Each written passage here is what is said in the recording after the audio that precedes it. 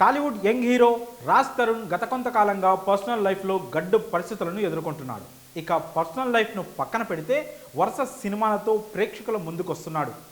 కొన్ని రోజుల క్రితమే తిరగబడరా స్వామి, పురుషోత్తముడు సినిమాలతో థియేటర్లలో సందడి చేశాడు. అయితే ఆ మూవీస్ ఆశించిన ఫలితాలను ఇవ్వలేదు.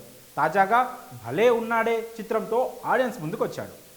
రాజ్ తరుణ్, మనీషా కందుకూర్ జంటగా శివసాయి వర్ధన్ దర్శకత్వంలో వచ్చిన ఈ చిత్రం ఎలా ఉంది?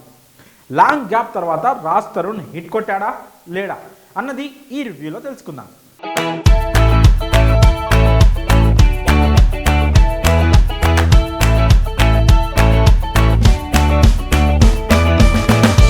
భలే ఉన్నాడే మూవీ కథ విషయానికి వస్తే, రాధా పెళ్ళిళ్ళు ఫంక్షన్కు శారీలు కడుతూ శారీ డ్రాపర్గా పనిచేస్తూ ఉంటాడు.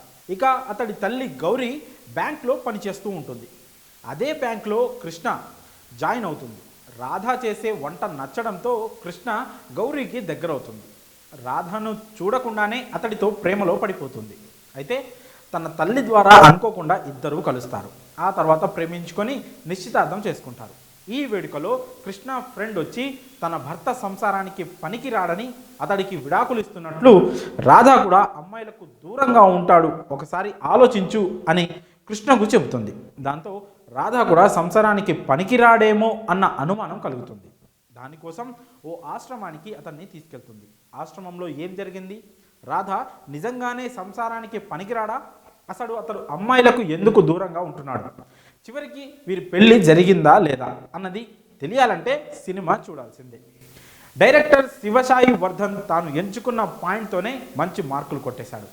ఈ రోజుల్లో ఎలాంటి అలవాట్లు లేకుండా మంచిగా ఉండే అబ్బాయిలను అసలు వీడు అబ్బాయేనా అని అనుమానంగా చూస్తున్నారు. ఈ పాయింట్తోనే డైరెక్టర్ కథను రాసుకున్నాడు. ఇక దానికి తగ్గట్లుగా కామెడీని యాడ్ చేశాడు. ఫస్ట్ హాఫ్లో రాధా కృష్ణల పరిచయం, వారు ప్రేమలో పడటాన్ని కామెడీగా చూపించాడు.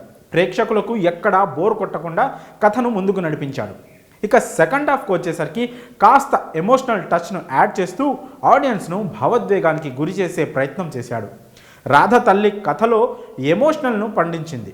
సెకండ్ హాఫ్లో రచ్చ రవి చేసిన కొన్ని క్రింజీ సీన్స్ కొంత సాగదీత ప్రేక్షకులకు కొంత బోర్ కొట్టిస్తాయి. ఇక ఆశ్రమానికి వెళ్ళిన తర్వాత కొన్ని సీన్లు నవ్విస్తాయి, మరికొన్ని క్రింజ్గా అనిపిస్తాయి.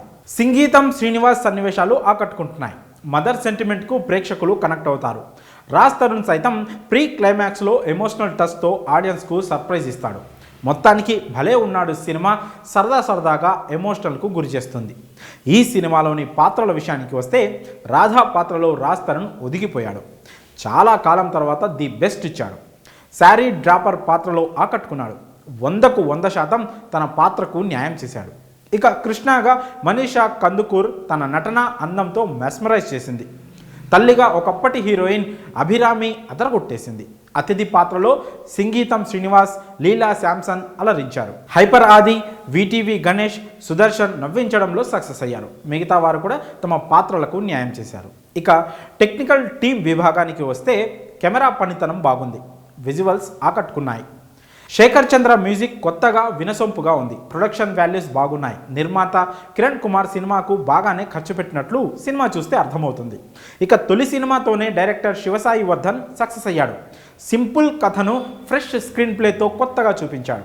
ఈ చిత్రం బలాల విషయానికి వస్తే, స్టోరీ పాయింట్, రాజ్ తరుణ్ నటన, కామెడీ. ఇక ఈ సినిమాలో ఒకటే బలహీనత ఉంది, అదేంటంటే అక్కడక్కడ సాగదీత సీన్లు. ఫైనల్గా ఈ చిత్రం ఎమోషనల్గా టచ్ చేస్తూనే భలేగా నవ్విస్తోంది. ఇక ఈ సినిమాకు మేమిచ్చే రేటింగ్ 2.75 out of 5. మరి ఈ సినిమాను మీరు చూసి మీ అభిప్రాయాలను కామెంట్స్ రూపంలో తెలియజేయండి.